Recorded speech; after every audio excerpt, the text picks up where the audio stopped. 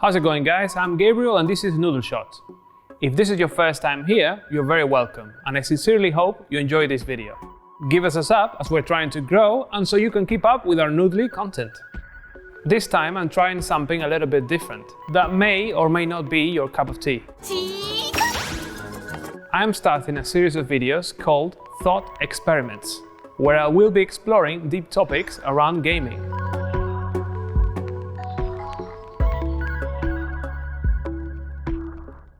Alongside gaming, I count the study of philosophy, psychology, in addition to meditation and other spiritual practices, among my passions. Reiki master, very little touching. Overall, I consider myself a conscious gamer.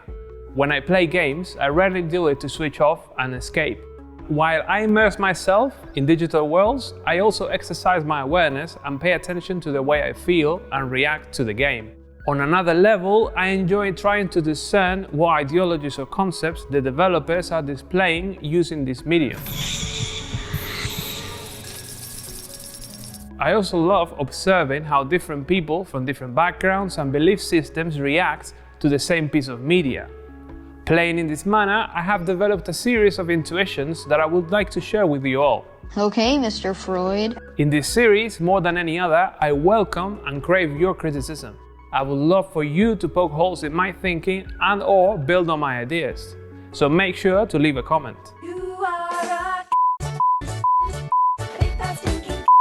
The first of these intuitions is profoundly influenced by psychoanalyst Carl Jung.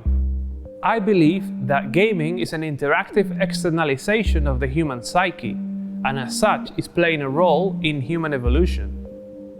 Video games allow us to interact and play out some of our psyche's deepest and most primal aspects.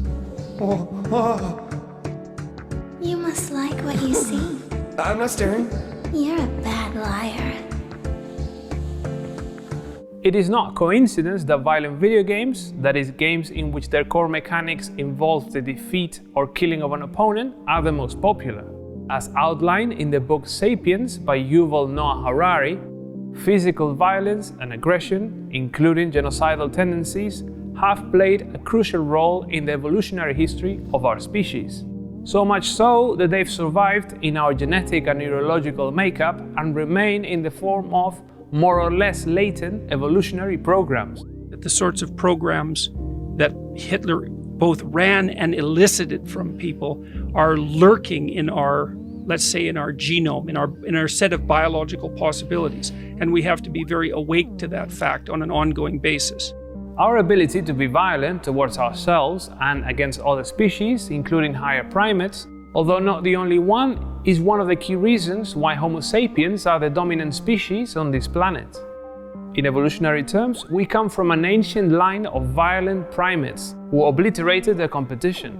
We're all homos. Homo sapiens. Our brains are essentially identical to the ones cavemen had 50,000 years ago, back in a more violent and perilous time, where the ability to be lethally violent, or lack thereof, could mean the difference between life or death.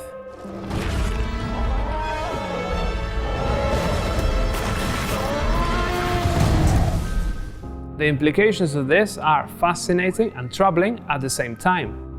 When you fantasize about committing a violent act, but stop before seriously considering acting on it, know that behind that thought exists an ancient but entirely functional and highly evolved neural network designed to make that act a reality. Look at our society and the way aggression in general is frowned upon or made illegal, with the exception of martial arts, blood sports, and you guessed it, violent media, including video games. There are excellent reasons for this. Just have a look at the 20th century.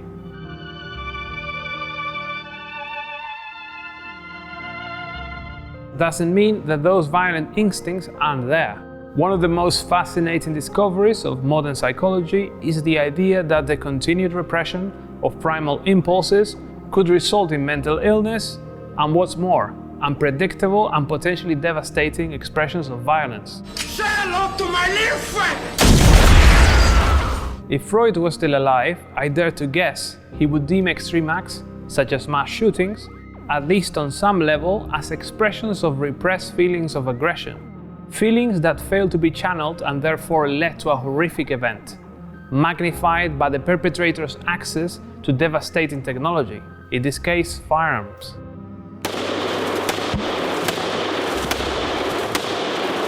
Arguably, the healthiest way to deal with our caveman impulses is to find low-risk and safe outlets for them, such as sports, martial arts, video games, or other yet-to-be-discovered techniques.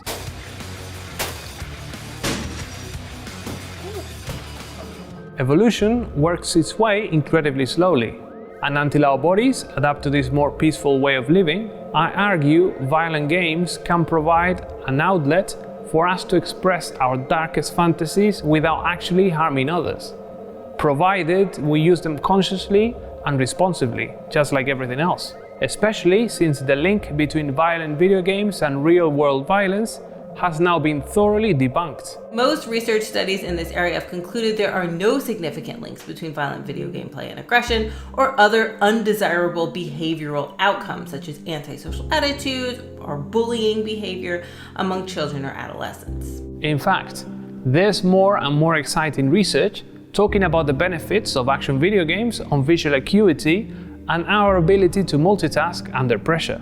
Action video games have a number of ingredients that are actually really powerful for brain plasticity, learning, attention, vision, etc.